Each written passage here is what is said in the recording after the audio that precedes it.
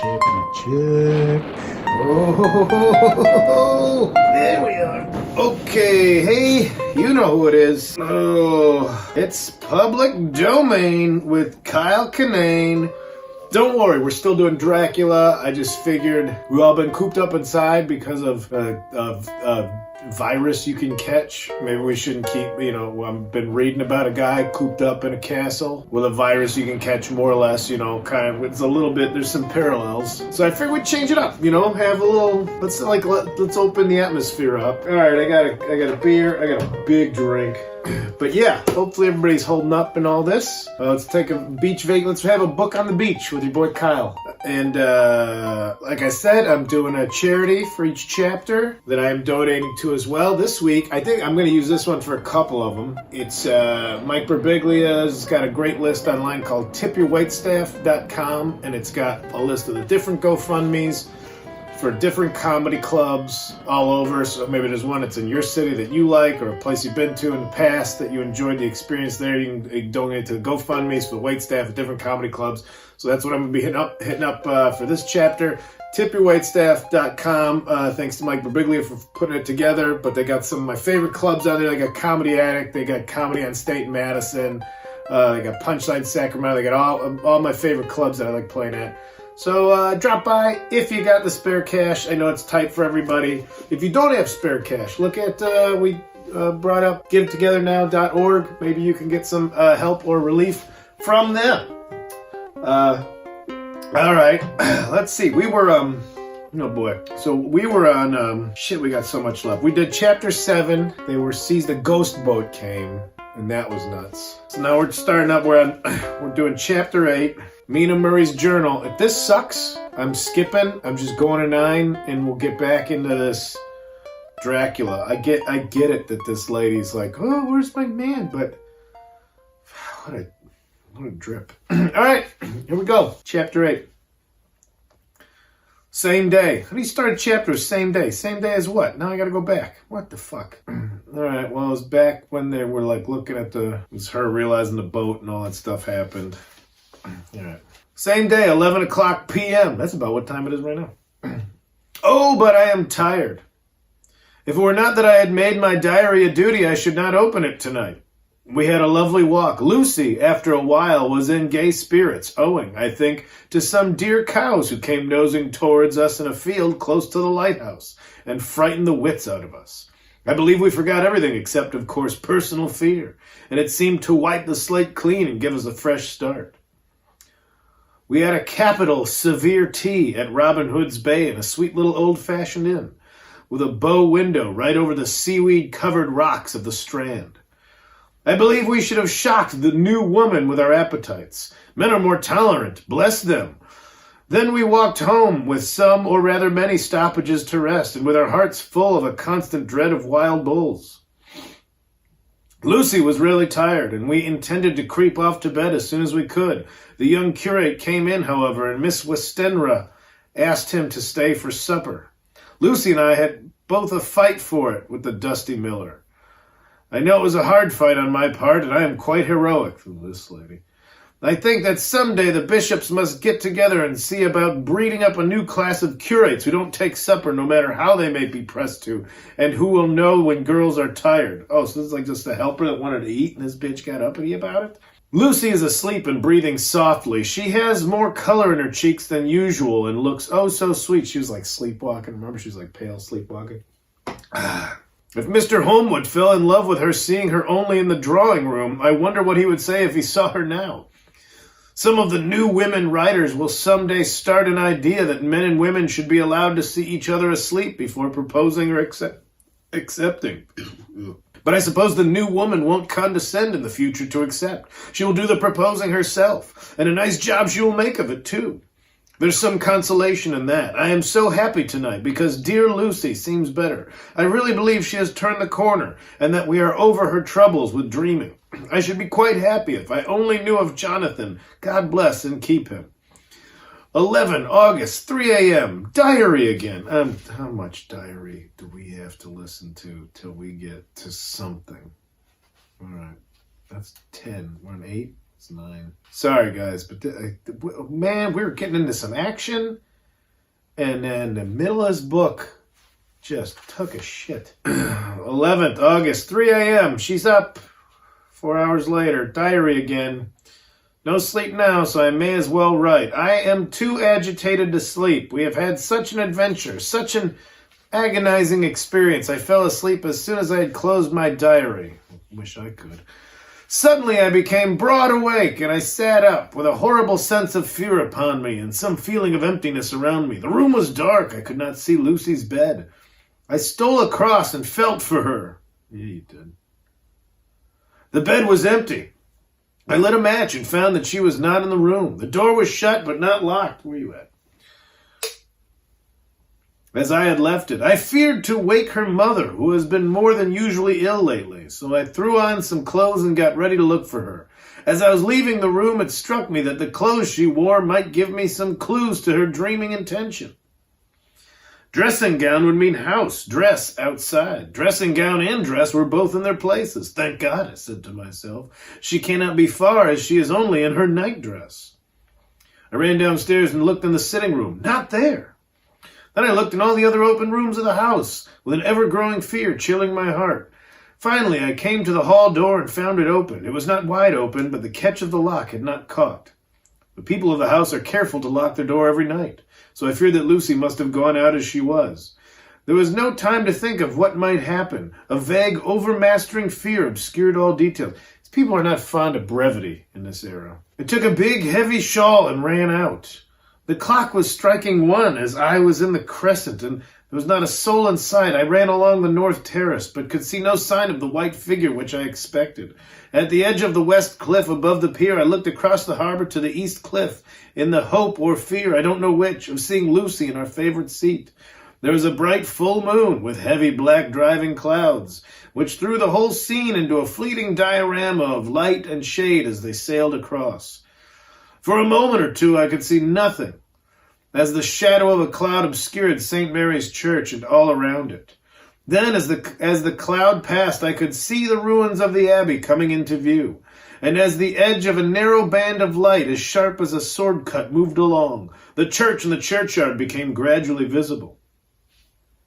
Whatever my expectation was, it was not disappointed, for there, on our favorite seat, the silver light of moon struck a half-reclining figure, snowy white. The coming of the cloud was too quick for me to see much, for shadow shut down on light almost immediately. But it seemed to me as though something dark stood behind the seat. See, now I'm seeing things out my door. Where the white figure shone and bent over it. What it was, whether man or beast, I could not tell. I did not wait to catch another glance, but flew down the steep steps to the pier and along by the fish market to the bridge, which was the only way to reach the east cliff. The town seemed dead, for not a soul did I see. I rejoiced that it was so, for I wanted no witness of poor Lucy's condition. The time and distance seemed endless, and my knees trembled and my breath came labored as I toiled up the endless steps to the abbey. Let's talk about endless. I must have gone fast, and yet it seemed to me as if my feet were weighted with lead, and as though every joint in my body were rusty. When I got almost to the top, I could see the seat and the white figure, for I was now close enough to distinguish it even through the spells of shadow. There was undoubtedly something long and black bending over the half-reclining white figure. I called in fright, "Lucy! Lucy!" and something raised a head, and from where I was I could see a white face and red gleaming eyes. Lucy did not answer, and I ran on to the fence in the entrance of the churchyard. As I entered, the church was between me and the seat, and for a minute or so I lost sight of her. When I came in view again, the cloud had passed, and the moonlight struck so brilliantly that I could see Lucy half reclining with her head laying over the back of the seat. She was quite alone, and there was not a sign of any living thing about. When I bent over her, I could see that she was still asleep. Her lips were parted, and she was breathing, not softly as usual with her, but long, heavy gasps, as though striving to get her lungs full at every breath. As I came close, she put up her hand in her sleep and pulled the collar of her nightdress close around her throat. Whilst she did so, there came a little shudder through her, as though she felt cold. I flung the warm shawl over her and drew the edges tight round her neck, for I dreaded lest she should get some deadly chill from the night air, unclad as she was.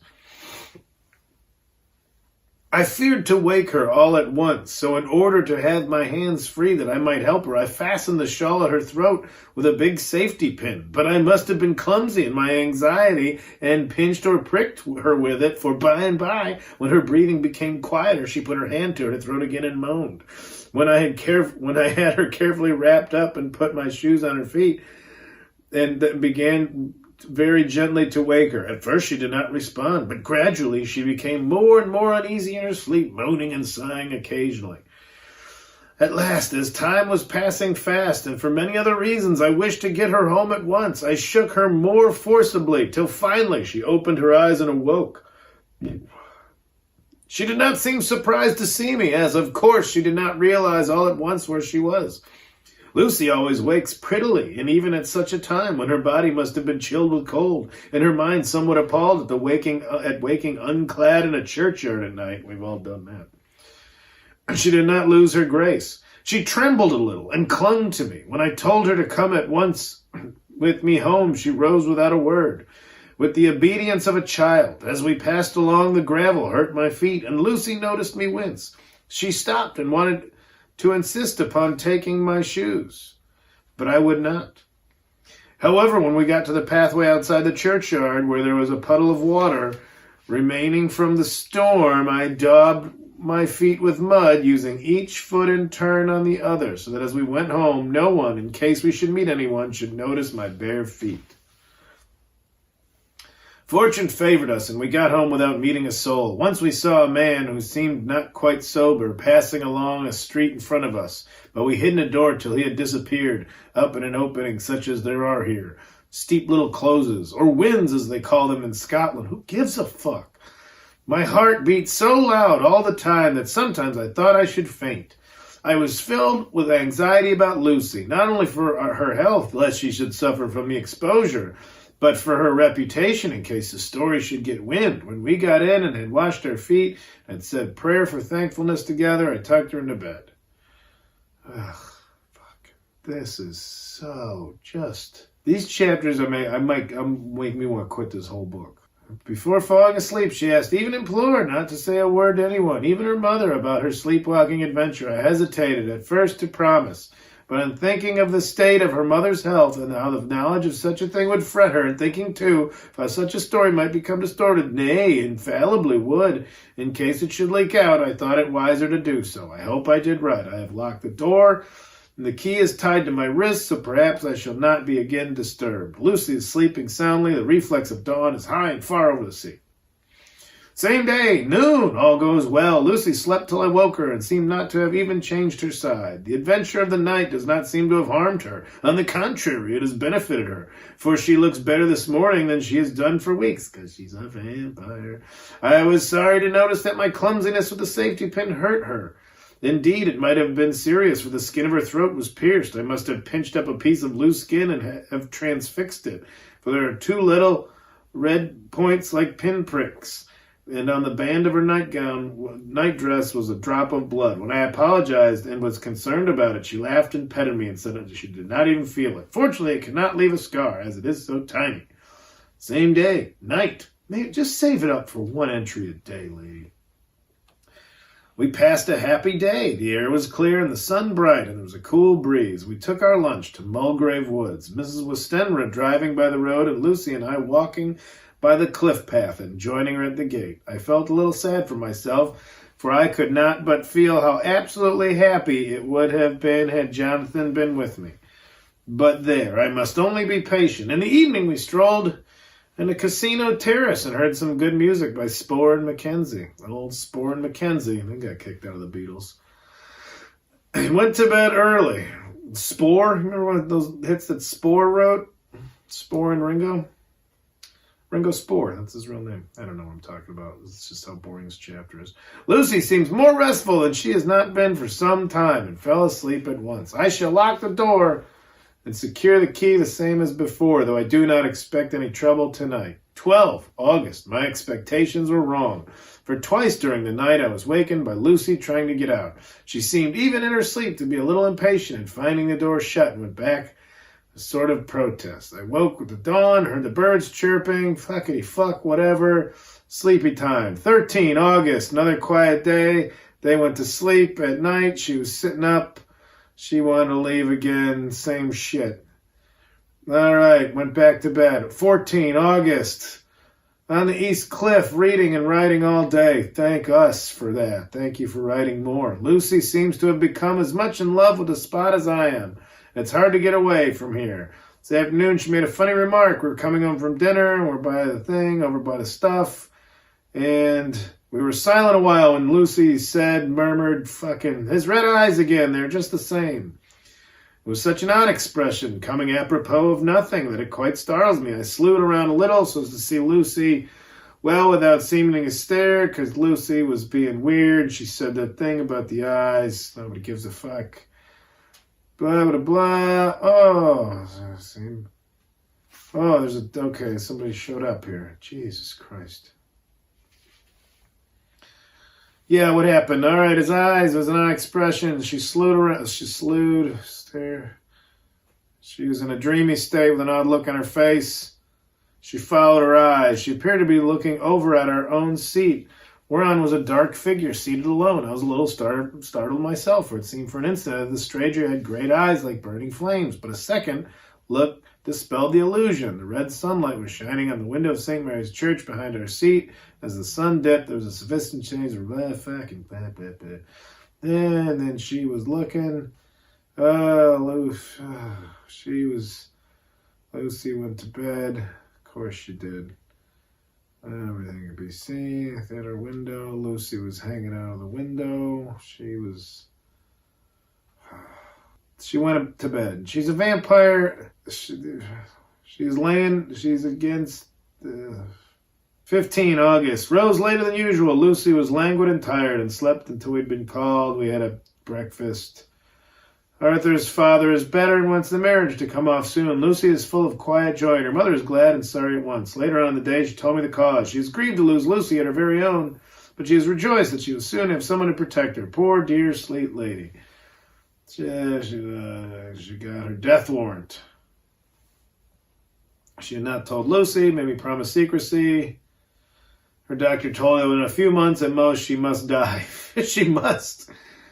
Okay, her mom's going to die. Lucy's going to get married. 17 August. No diary for 2 whole days. Oh, how troublesome. I have not had the heart to write. Fucking thank you. Some sort of shadowy pall seems to be coming over our happiness. Could be out your boring style, scribe.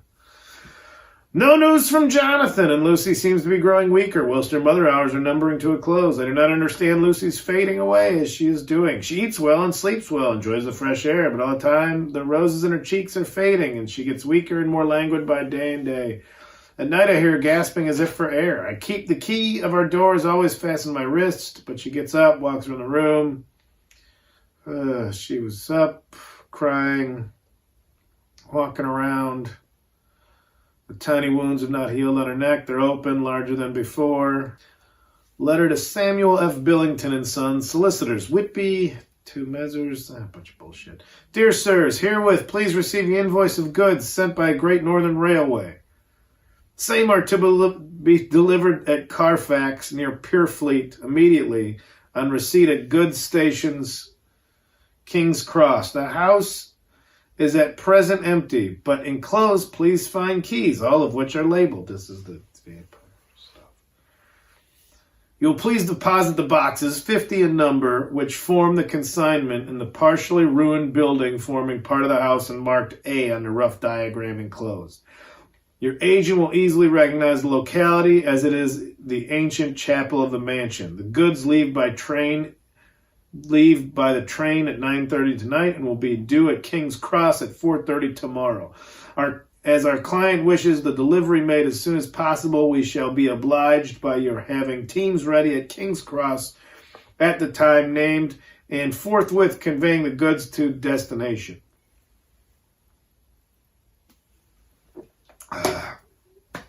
This book.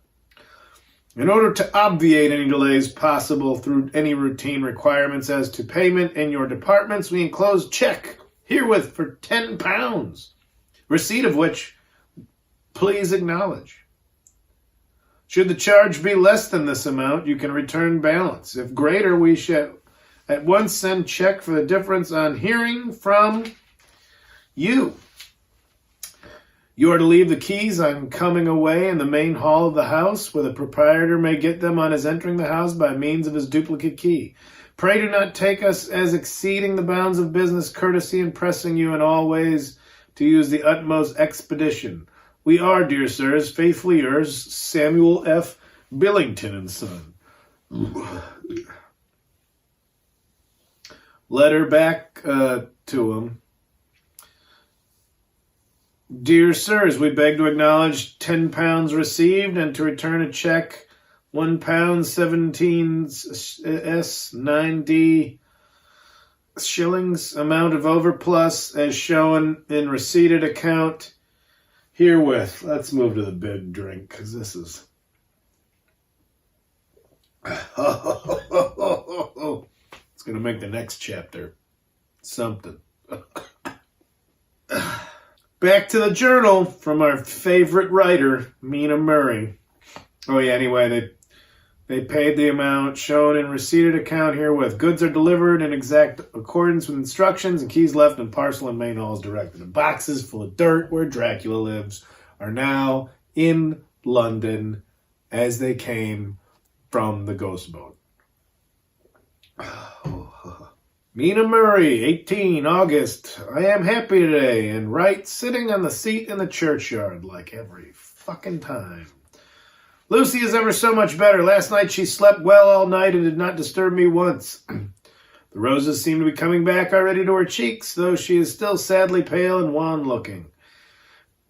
If she were in any way anemic, I can understand it, but she is not. She is in gay spirits and full of life and cheerfulness. All the morbid reticence seems to have passed from her, and she has reminded me that if I need it, and reminded me of that night, that it was here on this very seat I found her asleep. She told me, and tapped playfully with the heel of her boot on the stone slab, and said, my poor little feet didn't make much noise then. I dare say poor old Mr. Swales would have told me that it was because I didn't want to wake up Geordie, whatever. As she was in such a communicative humor, I asked if she had dreamed it all that night. Before she answered, that sweet puckered look came to her forehead, which Arthur, I call him Arthur from her habit, says he loves, and indeed, I don't wonder that he does. Then she went on in a half-dreaming kind of way, as if trying to recall it herself. I didn't quite dream, but it all seemed too real. I only wanted to be here in this spot. I don't know why. For I was afraid of something. I don't know what. I remember, though, I suppose I was asleep, passing through the streets and over the bridge. A fish leapt as I went by. She heard dogs. Then she remembers something with red eyes. Something sweet and bitter around her. Sinking in the water, singing. She went to something. It was an earthquake she found. And then she began to laugh. She just had a dream like how dreams are. Like, the fish talked and a dog danced with me or some shit. Then she began to laugh. It seemed a little uncanny to me, and I listened to her breathlessly. I did not quite like it and thought it better not to keep her mind on the subject, so we drifted on to other subjects. And Lucy was like her old self again. We got home, the fresh breeze had braced her up, pale cheeks, rosy fucking cheeks. Rosy cheeks, cheeks are rosy. She's pale, her cheeks are rosy. Oh, her cheeks aren't rosy. Oh, her cheeks are rosy again. How many fucking pages of this bitch's rosy cheeks do I have to sit through so I can get to some goddamn vampires already? 19th August, joy, joy, joy, although not all joy. Why the fuck would you write joy 3 times in a row, followed by the sentence, but although it's not all joy, then you didn't have to write joy 3 goddamn times. I'm actually angry at how poorly Bram Stoker has written this woman's journal entries. At last, news of Jonathan. The dear fellow has been ill. That is why he did not write. I am not afraid to think it or say it now that I know. Mr. Hunkins sent me on the letter and wrote himself oh so kindly, I am to leave in the morning and go over to Jonathan and help nurse him if necessary and bring him home. Mr. Hawkins said it would not be a bad thing if I were to be married out there. I have cried over the good sister's letter till I can feel it wet against my bosom. Journey, she's going... yeah, what? She's going. All right. Letter, Sister Agatha, Hospital of St. Joseph's and St. Mary's, Budapest, to Miss Wilhelmina Murray. Dear Madam, I write by desire of Mr. Jonathan Harker, who is himself not strong enough to write, though progressing well, thanks to God and St. Joseph and St. Mary. He's been under care for nearly 6 weeks, suffering from a violent brain fever.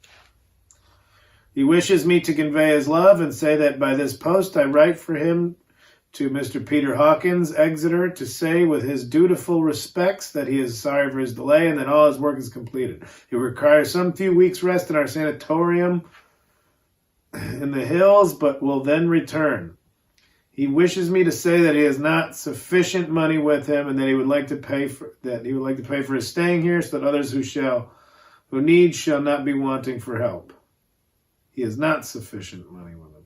Believe me, yours with sympathy, all blessings, Sister Agatha. P.S. My patient being asleep, I open this to let you know something more. He has told me about you and that you are shortly to be his wife. All blessings to you both. He has had some fearful shock, so says our doctor, and in his delirium his ravings have been dreadful, of wolves and poison and blood, of ghosts and demons, and I fear to say of what. Be careful with him always, that there may be nothing to excite him of this kind for a long time to come. The traces of such an illness as his do not lightly die away. We should have written long ago, but we knew nothing of his friends, and there was nothing on him that anyone could understand. He came in on a train from Klausenburg, and the guard was told by the station master there that he was rushed into the station shouting for a ticket home. Seeing from his violent demeanor that he was English, they gave him a ticket for the furthest station on the way thither that the train reached.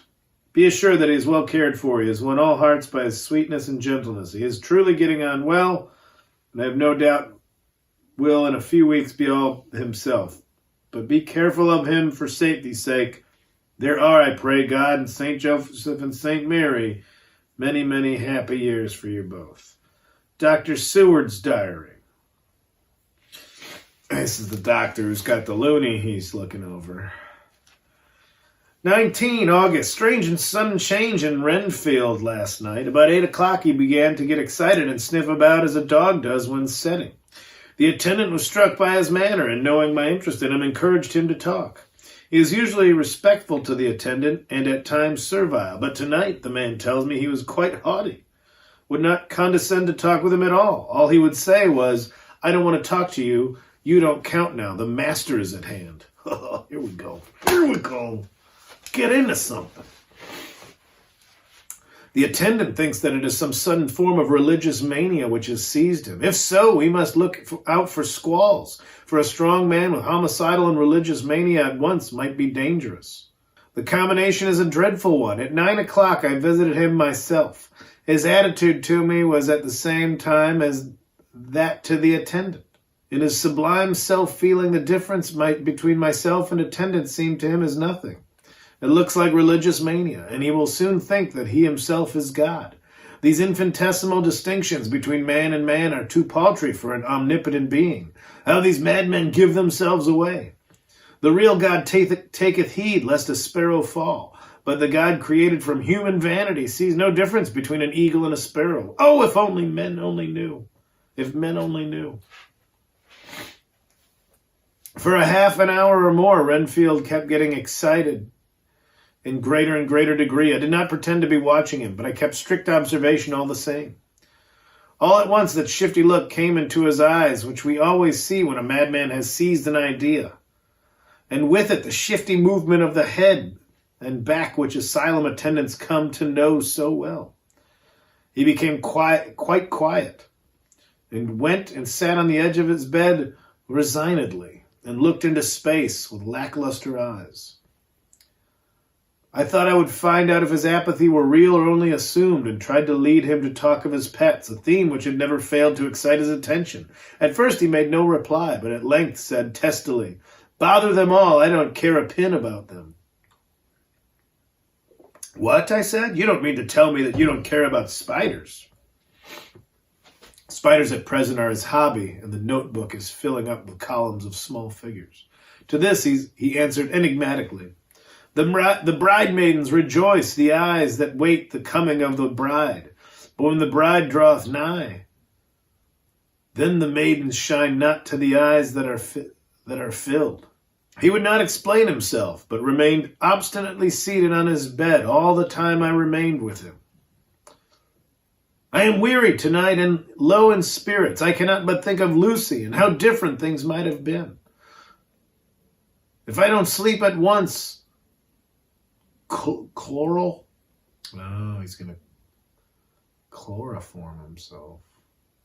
If I don't sleep at once, chloral, the modern Morpheus. And then he's got a chemical equation, C2HCl3O.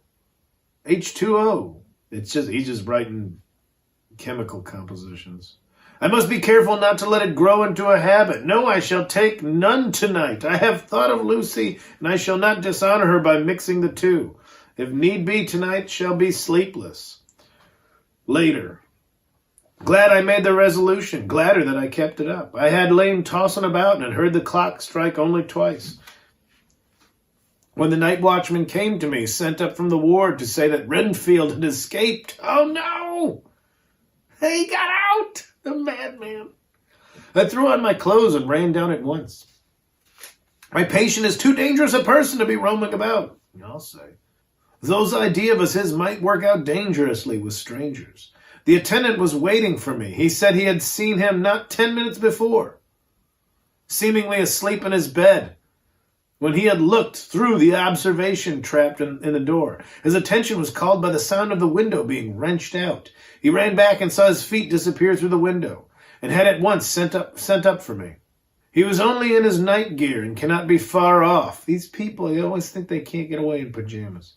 The attendant thought it would be more useful to watch where he should go than to follow him, as he might lose sight of him whilst getting out of the building by the door. He is a bulky man and couldn't get through the window. I am thin, so with his aid I got out, but feet foremost, and as we were only a few feet above the ground, landed unhurt. The attendant told me the patient had gone to the left and had taken a straight line, so I ran as quickly as I could. As I got through the belt of trees, I saw a white figure scale the high wall which separates our grounds from those of the deserted house. He's going to go into the Dracula's house. I ran back at once, told the watchman to get 3 or 4 men immediately and follow me to the grounds of Carfax, in case our friend might be dangerous. I got a ladder myself, and crossing the wall, dropped down on the other side. I could see Renfield's figure just disappearing behind the angle of the house, so I ran after him. On the far side of the house, I found him pressed close against an old iron-bound oak door of the chapel. He was talking, apparently to someone, but I was afraid to go near enough to hear what he was saying, lest I might frighten him and he should run off. Chasing an errant swarm of bees is nothing to following a naked lunatic, and when the fit of escaping is upon him. After a few minutes, however, I could see that he did not take note of anything around him, and so ventured to draw nearer to him. The more so as my men had now crossed the wall and were closing him in. I heard him say, I am here to do your bidding, master. I am your slave. You will reward me, for I shall be faithful. I have worshipped you long and afar off. Now that you are near, I await your commands, and you will not pass me by. Will you, dear master, in your distribution of good things? He is a selfish old beggar anyhow. He thinks of the loaves and fishes even when he believes he is in a real presence. His manias make a startling combination. When we closed in on him, he fought like a tiger. He is immensely strong, for he was more like a wild beast than a man. I never saw a lunatic in such a paroxysm of rage before, and I hope I shall not again. It is a mercy that we have found out his strength and his danger in good time. With strength and determination like this, he might have done wild work before he was caged. He is safe now at any rate. Jack Shepherd himself couldn't get free from the strait waistcoat that keeps him restrained, and he's chained to the wall in the padded room. His cries are at times awful, but the silence that follow are more deadly still, for he means murder in every turn and movement. Just now he spoke coherent words for the first time. I shall be patient, master. It is coming, coming, coming. So I took the hint and came to. Fuck. Whoa. I was too excited to sleep, but this diary has quieted me, and I feel I shall get some sleep tonight. Man, I'm sorry. That was an immature way to land the chapter. Oh, all right. Oh, well, mahalo, my Dracula fans. Oh, pause it. Oh, yeah. Yeah. Ooh, shit. This chair's busted. Tipyourwaitstaff.com. Give like $20 or something if you got that. I know it's rough, but it's a good one. And if you're still listening to these, I don't know why, but thanks. I'm still doing them, and I don't know why. So, all right.